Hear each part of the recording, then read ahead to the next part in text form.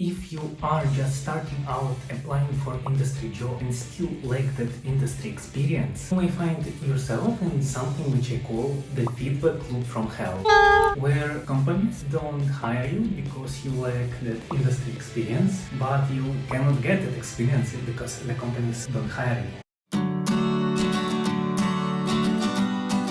Sidebar resume format is specifically designed for those job advertisements that require a one-page resume. It consists of a single page divided by a vertical line. On the one side you will find professional summary and work experience, while the other side includes contact information, skills and education. The sidebar resume format may be requested for some job applications, so it is essential to be aware of its existence. However, in industry, 2 pages are often considered as standard format for a comprehensive resume.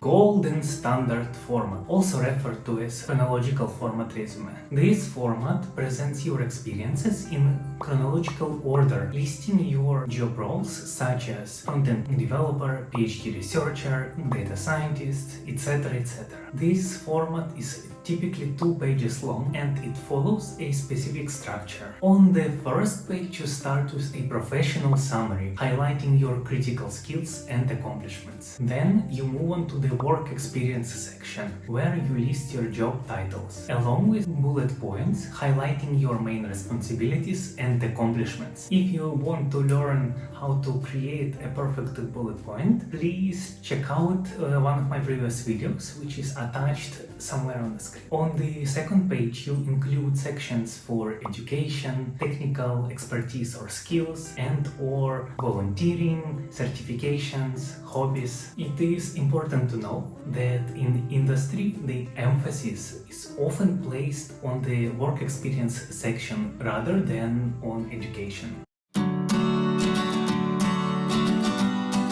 Also, including hobbies on your resume may showcase your personality and your interests outside your professional life. Including hobbies is more of a personal choice, but it may help to be a starting point during your interviews. As I mentioned, the golden standard format is also called the chronological format because it presents your experiences in chronological order, going from the most recent to least recent experiences. Every work experience includes the dates and the organizations or institutions where you worked at, such as the University of ABC or the laboratory of XYZ. But as I mentioned earlier, using this golden standard format when you do not have much industry experience can be challenging. If you are just starting out applying for industry job and still lack that industry experience, you may find yourself in something which I call the feedback loop from hell,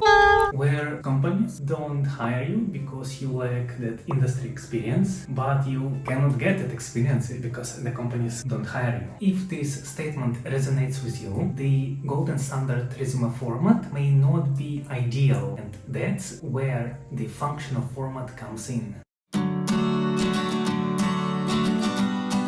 Functional format resume. Instead of focusing on specific roles and titles, the functional resume format emphasizes on your skills and experiences relevant for your dream industry job. It's a more industry-proof approach, as employers are more interested in what you can bring to the company rather than the specific titles you have held, such as PhD candidate. The functional format is particularly useful if you are just starting out to applying for industry jobs, or you are in academia, such as you are a master's or PhD student, where you might have done some lab experiments and research projects. Here is a fun part. Instead of simply stating the PhD researcher or teaching assistant in your resume, you can highlight your project management expertise and mention that you have gained it as the master or PhD student